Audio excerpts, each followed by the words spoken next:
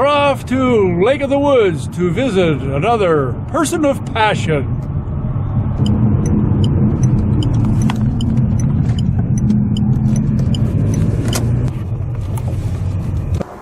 I say I'm at the right place.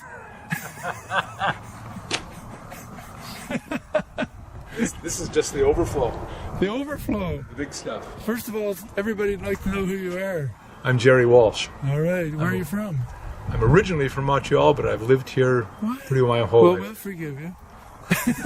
Well, thank you. Okay. That's an interesting piece of wood. It is. It is. Oh, And you never know what you're going to find. In some directions. So I'm not sure what it's going to be yet. Wow. So just cleaning it up at this stage. Is this your barn? This is my... What do you keep in here? Sheep? I used to... Yeah, there's sheep in here. This shed used to be the garden shed. Yes. And it sort of still is. You'll see a wheelbarrow and some... Now it's the fish store, is it? Now it's sort of the storage area, and it's sort of got a little disorganized over the winter. So now I've got to take everything out of here and lay it out in the grass and reorganize it.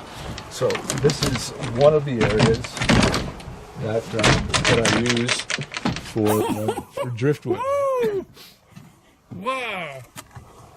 So this is a collection of driftwood that started probably 13 or 14 years ago. And man, how do you know what you had? well, I sort of know where stuff is, but I do have to pull it all out. And that's a whack of driftwood. So it's driftwood and boards that I've been able to find. Some of them are driftwood. Oh, there's some birdhouses. Yeah. It's all right. This is a birdhouse that I would have made a few years ago. Yeah. This is actually a feeder, not a birdhouse. Okay. Yeah. Turn sideways. There, yeah. Look at that. Yeah. So that's a piece of recycled metal that I found. Whoa, look at this. Tops are cracked now. And These are bins of driftwood? Yep. Oh, that's... I'll show you something else in a second. That's a lot of driftwood. A lot of driftwood. These are bins that have got cracked lids, so water has gotten into them. And so I'm trying to dry them out. And of course now it's raining again, so they're going to get wet again. Bins of stuff here, and there's more bins here. These 3 bins. That little stuff. Yeah. This would be used for skeleton fish, for driftwood trees that I make at Christmas time. Do you think you'll ever have enough? Well, you just keep collecting, knowing that at some point you're going to use it.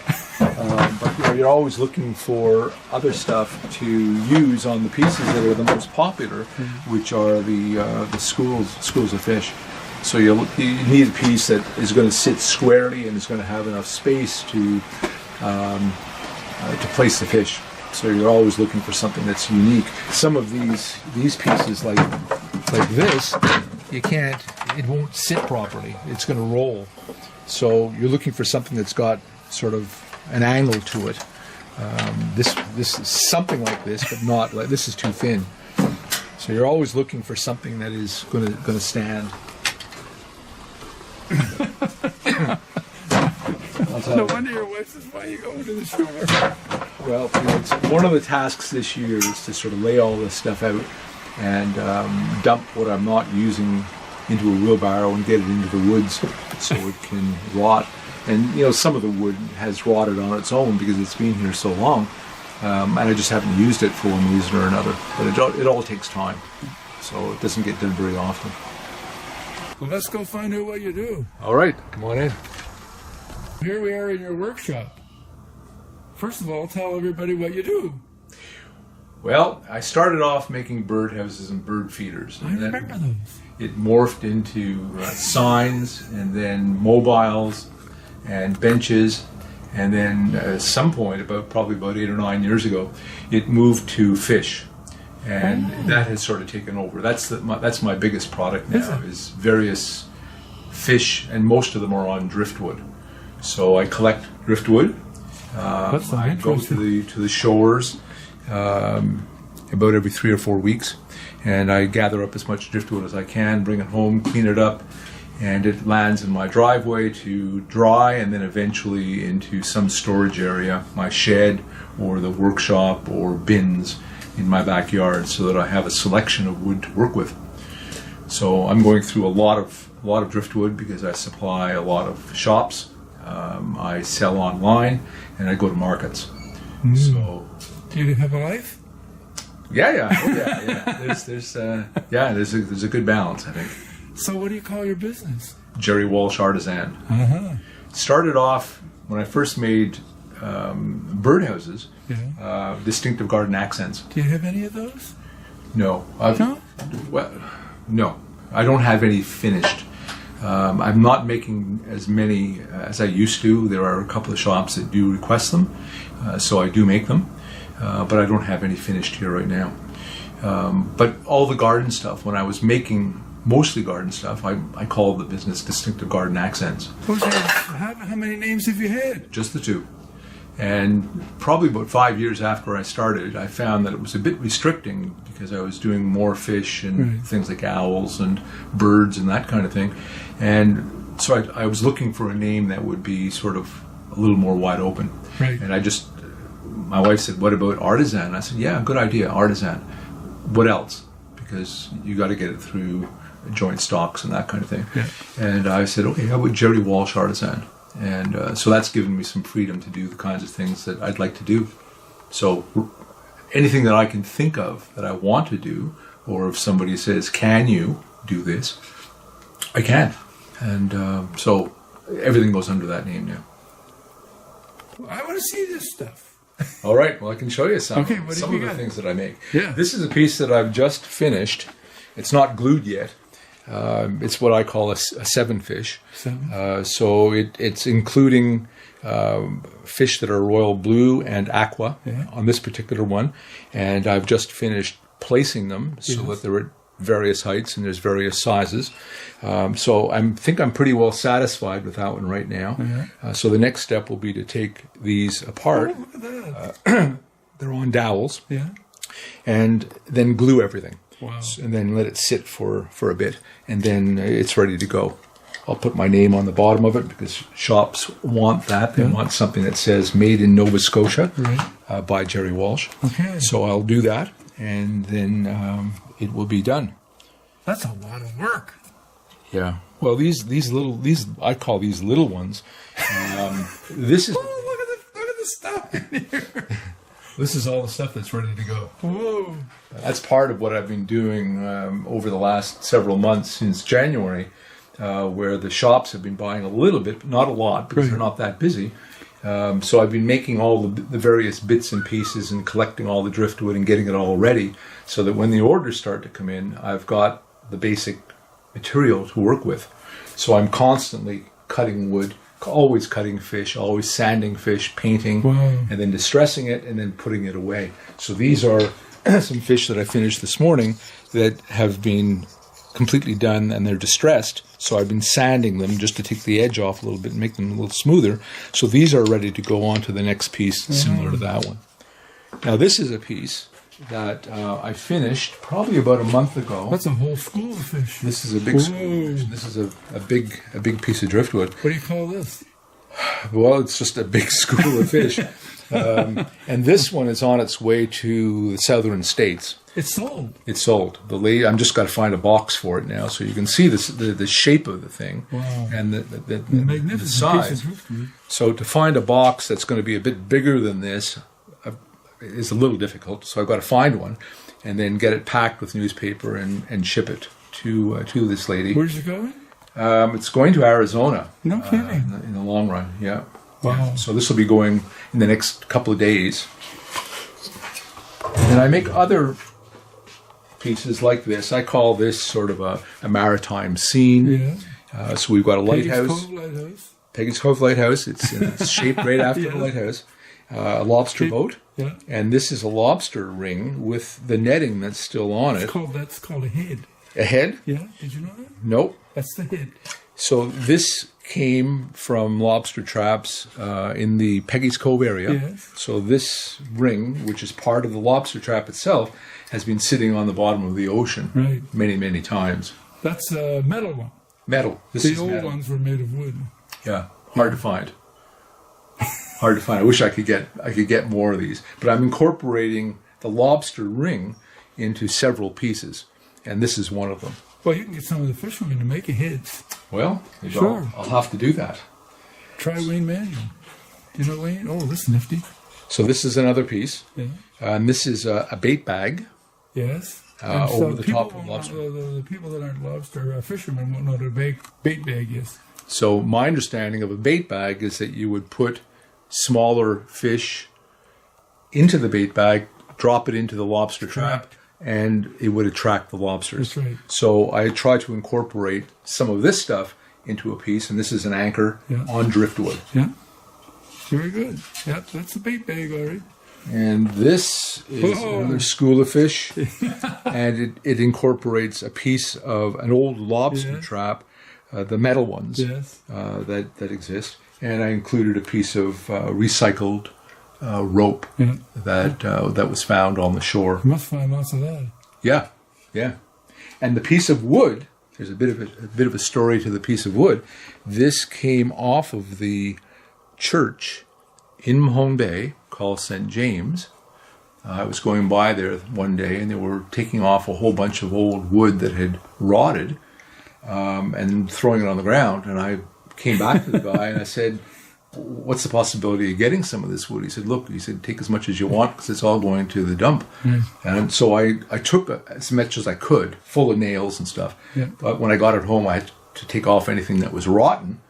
So what I've got here is what's left. But this is one of the boards that came off the church that Wow. must be over 100 years old. Yeah, yeah. So there's a bit of a story to this one. And you can tell, I can tell, that this is from the church because it's got the yellow edge to it. Right. So this was a lap board Yeah. that I repurposed for this piece. Then we've got, with the tourist season coming up, and locals love the whales too. Oh, do they ever? I supply the whales by themselves and this piece with what I call the child, Oh, right. so mother and child, Right. to the shops. So all the pieces are sort of here, ready to go, but that's one that I just recently finished. But I'll go through a number of these throughout the summer. This is another school of fish. The yellow one, the yellow color is very popular. Is it? This particular muted yellow that I've finally been able to get. I've used the bright yellows and I wasn't satisfied with this, but this is sort of a little muted and yet it really has a very distinctive color. And this is a unique piece of driftwood that the fish are sitting on, so it creates a nice centerpiece for a table. So what's this stuff over here? All right. Oh. I guess you don't have time to get bored. No. Wow. All right. So these Thanks. are a new product in the last year or two. Crows. Crows are big. Well, they're not big in size, but big in popularity. Big in popularity. What I've discovered since I've been going to the markets with these things, and I get to talk to people, is that you either love or hate crows. Yeah. And if they're attacking your garbage or they're squawking first thing in the morning and waking you up, you hate them. But a lot of people just love them, and in some cases the birds will actually come very close or land on their arms and they get fed. A lot of people feel very spiritual about crows. So I've developed a whole line of these crows in different shapes. Here's another shape that I've got, and the last one is just sort of a stand-up. And so I make them in terms of ones or twos on a piece of driftwood, or threes or fours. And I've made some bigger crows, bigger in size, and they're 8 feet tall. What? Pieces of driftwood with 4 or 5 crows on them, and people will use these as a centerpiece for a living room. And I probably sold, 5 or 6 of these. Wow. Really large ones, and some more small ones that are tabletop models. But these ones are for small spaces, and they go quickly. These have become very popular. I call these pocket fish, because you can literally put them in your pocket. So it's just one of the small fish on a small piece of driftwood. And particularly for tourists, or for people who want to give small gifts. What would one of those sell for? These would normally sell for about $10 in the store. So they fit into luggage very easily, and they're easy to send. So I've been selling a lot of these, so I'm again making up as many as I can to get ready for the sale. This would be a small school of fish that I just finished this morning. So I would call this a 3-fish, and they come in a variety of colors. This one I decided to do just in blues, but sometimes they get mixed with teal or with aqua. Right. Those are the 3 colors that a lot of people like. Yeah, so, I can understand it. Yeah. They're my colors. I love those colors. Yeah. And these 3 colors, along with the yellow and the coral that I use, are probably the most popular. But, I do black and white schools as well that are very popular. Yeah. And all sorts of colors. I mean, I've got all sorts of paints, and I can do them any color. So the reds, the fuchsias are very popular as well. I want to see those fish up there. That's what I want to see. Those are the redfish. Yep. Oh, I can get it from here. Well, let me get it down. Oh, wow.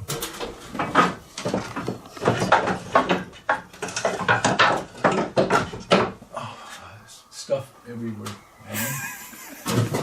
I can relate. It's just, I keep saying I need a bigger workshop. I know. But you fill it up too. Yeah. Yeah. That's amazing. So this is a school of fish that I probably made about 2 or 3 years ago. Red in color, a muted red. And the base is interesting. There's a bit of a story with this one. This is the door casing from a door in Hubbard's. And a lady came to me one day at the Hubbard's market and said, we've got a bunch of wood that we just pulled down a shed. Might be some wood that you would be interested in. So I did go, and this was one of the pieces. There was several of them, and this is a cut from that.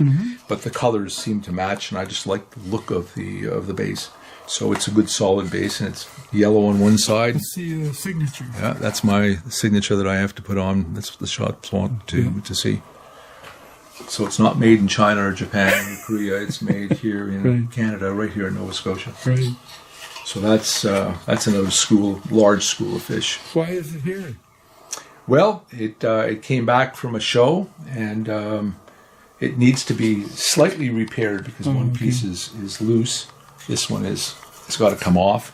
So I've got to re-glue this one. Well, who would ever take that apart? Yeah, it you can go fishing and catch a fish. There you go. So this one will be going to one of the shows with me in the near future. What's up here? This is stuff ready to go? These are just pieces that I've put together that I haven't done anything with yet. So this one has got a bit of a hole here, and I've got some little vases, and flowers will go into that. Oh, that's a nifty idea. These kinds of dried flowers. Yeah. So the little vase goes in there, and this sits in along with some more flowers and some other colors. So that's what that one was made for. Nifty.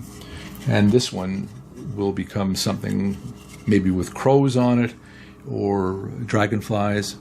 It's just sitting waiting, and whenever I find a nice piece to work with, I just attach it and set it aside. Do they ever talk to you and tell you what they want to be? Yeah, they do.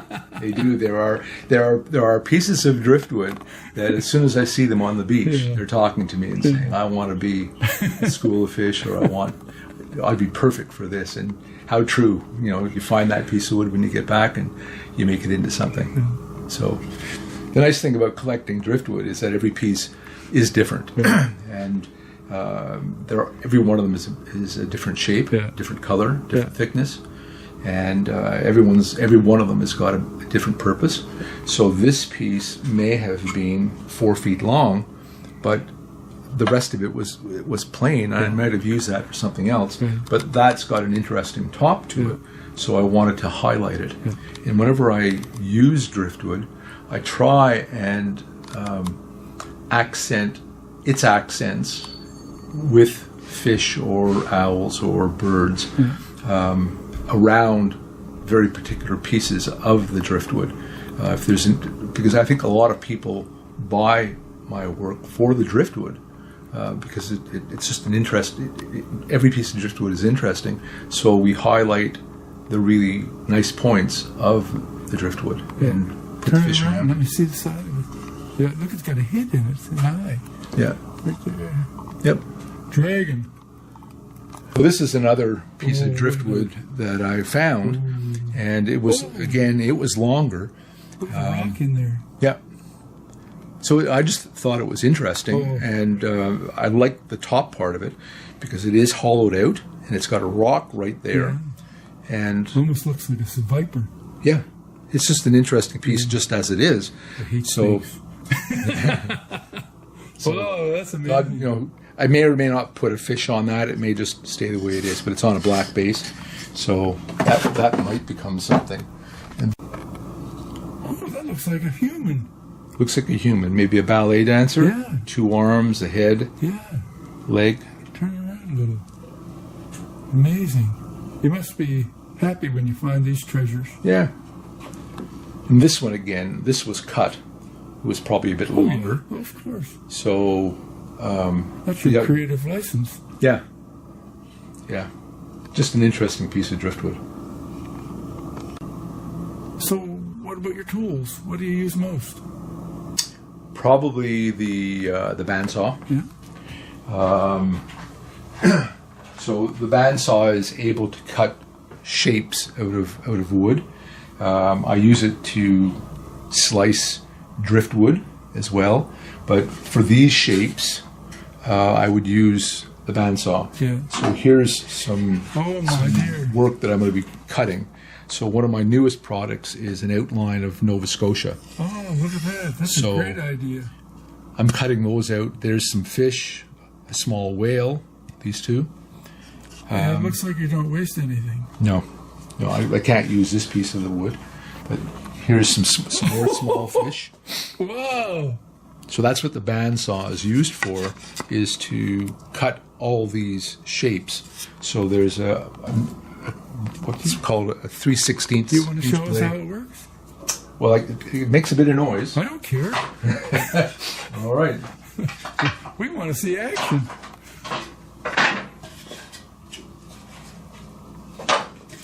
All right, so what I'm going to be doing, I'm just going to cut part of this. Yes. But this is a bunny, Yeah. and I'm selling these at Easter time, and there's one shop down at White Point now. Of course, anybody who's been to White Point knows that there's all sorts of rabbits on the ground. Oh, is that right? Oh, yeah, there's tons of them there, and when people visit, that's probably one of the things that they would remember. So the bunnies are being sold down at White Point now, so I'm starting to stock those. So I'll just cut a little bit Oh, of this yeah. to give you Oh, an yeah. idea of We don't the expect way you the to- saw works. Yeah, that's what we want to see.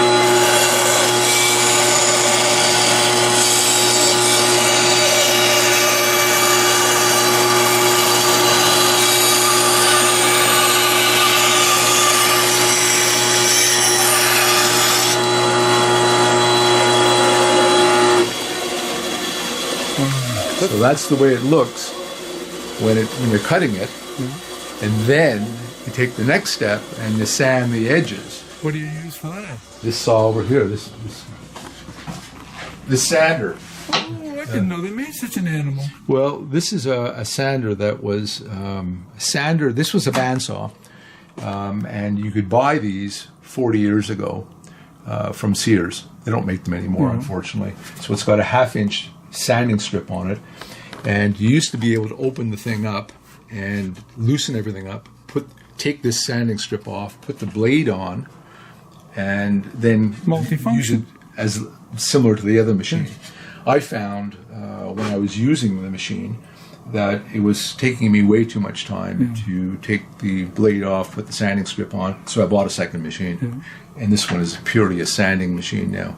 So this is what I use on everything to get the edges very, very fine.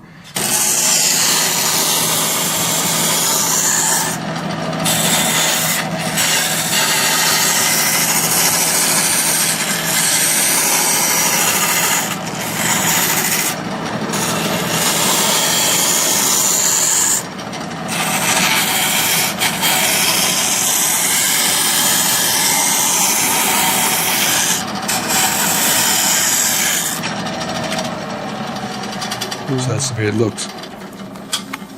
That's a fine job. Now, in both of these machines, when I'm using them, it's usually for an hour or more at a time. I've always got it connected to the dust collector, Right. Because it's just spewing dust out the back, and it tends to collect most of the dust that it puts out.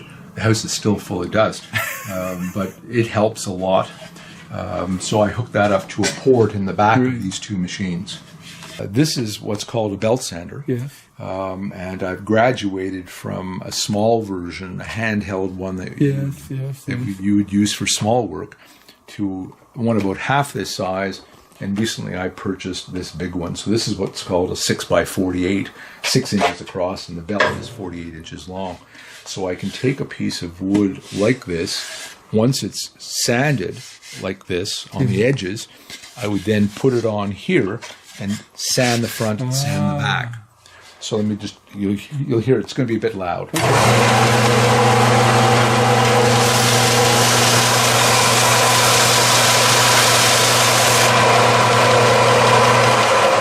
I'm not usually using the board that big. It would be something the size of this thing, or these small fish that I would put on here. You don't want to slip. So, coming down your fingernails. Well, I've done that a number of times. This is 80 grit sandpaper, going quite a few revolutions per minute, and if your finger does touch it, you know it. Where's your fingerprints? Yeah, I've done that many times. So I also use this for sanding the bottoms of pieces like this, so that they're clean and that I can write on them, because sometimes they're uneven. Yes. And I also use this for driftwood, like a piece like this. If I want to have it sit on a table, it goes on here, and it sands the edges down so that it will sit absolutely straight. Wow, and it will give me a place to put Made in Nova Scotia on it as well. But so you can see it's just about the full size, so I'm sort of working off the edges on this one. So that big piece that is going to Arizona, it would have been on that machine as well to get it flat.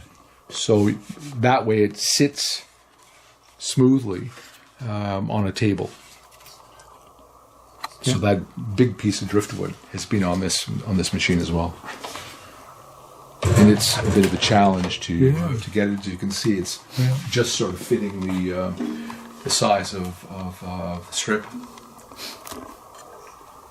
So, what price range are your pieces? I mean, from the little ones to the biggest. Well, the smallest one would be around $10, and something like that, like a pocket fish, would be around $10.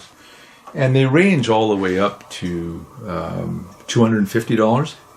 I don't want to own everything that I make. I want it to sell, so I want it to be affordable to people. I know that for the majority of sales, shops tell me that $40 is sort of the magic number. Okay. So I try and keep my work somewhere between about $20 and $50. But I know that there are folks who are looking for something a bit bigger and a bit more complicated, and are prepared to pay a bit more, and I'm prepared to spend the time to create something. So there are bigger pieces, and of course I'm making them on spec because I have no idea whether in fact they're going to sell or not. I do some work, some special orders, and I can quote on those. And I've done a lot of what I call generational fish schools, where the grandparents would be the big size, the children would be the smaller size, and the grandkids would be a different size, the small size, and they would all be different colors, or they could be shades of the same color. And some of those are fairly large. They could be 3 or 4 feet long, and in most cases they go on a mantle. So I've done a lot of that kind of stuff, and some of those prices are, depending on the number of fish and the length of time that it takes to make it, I mean, those could be anywhere from $100 to $200. So, it's all over the place in terms of my pricing. So how do you know what to make, or I mean, every piece is unique. Mm-hmm. So when a store or a gift shop says I want something, how do they describe what they want? Well, in some cases, they go to my website, and I've put stuff on my website, jerrywalshartisan.com. Yeah. Say that again slowly. Jerry with a J, walshartisan.com. That's my website, and everything from the last 5 or 6, 7 years is sitting on there. Okay. So people can see what it is that I do. In some cases, shops come to me and they are very clear that they want fish in schools, 3s and 5s and 7s, fish on the driftwood, or they want some big pieces, or they want single big fish, or they want crows, or they want cardinals. They're very clear about what they want. In other cases, they're saying, give us a little bit of everything and we'll see what sells. And then they reorder based on what is selling. Now, every so often, I always go back to the shop owners and say, look, I've got something new. I'm now doing a Nova Scotia outline in 2 different sizes, in different colors. Would you be interested in carrying some of those? I'm now doing a Cape Breton outline as well. So in some cases, they're prepared to carry those. So I'm always trying to make something new every year, and we just keep going. And then there's the old standbys in terms of the schools of fish. The birdhouses are still very popular, and I'm still making those as well. So it's a little bit of everything. Pardon? Does your wife help you? She used to help me. Yeah, she used to do some of the painting, some of the fine painting, but she's finding it more and more difficult to do that. So it's becoming more plain. And I must admit that I am getting some feedback from people that are saying that they are simple, very simple style, and some people really like that. I try not to complicate them too much. So simple styles, some brilliant colors, and a choice of colors. So there's some choices. So anybody can order off online? Doesn't matter who they are, where they're from? No. I've sent stuff all over the world. Most of my sales that I ship would be to Canada and to the States, but I have shipped to Europe many times, and I can send it anywhere. Yeah. And with social media the way it is, I'm always sending stuff everywhere. So I'm on Facebook, I'm on Instagram every day. Something new that I've done that day, and I've sort of committed to myself that I will do that. And if I'm going to a show, then I'll take photos of people who have purchased some of the stuff and put that up on Facebook. But I've got a presence on Facebook, and I've got about, 2,500 people who follow me, and it's growing all the time. So, the word is out, and people can email me, or they can phone me, or message me on Facebook or Instagram, and we start a conversation in terms of what it is they're looking for, and work out a cost and ship it. And that's exactly what happened with that big piece that's going to Southern States. This lady saw me actually on Pinterest, and I don't post anything on Pinterest myself, but all sorts of my stuff is on Pinterest. So other people have put it up. She saw a piece on there and found my Facebook page, and we connected. So it's amazing the way this all works. You'll love it. I love it. Yeah. Love it. You can tell. You can tell in your work. Yeah. It's joy. It's something different every day. Yeah. Well, this is great. I really appreciate you doing this. Well, thank you. Oh, this is great. Pleasure. It's great that you're doing this for the community. Oh, Appreciate it. thank you. We'll catch you later. Very good.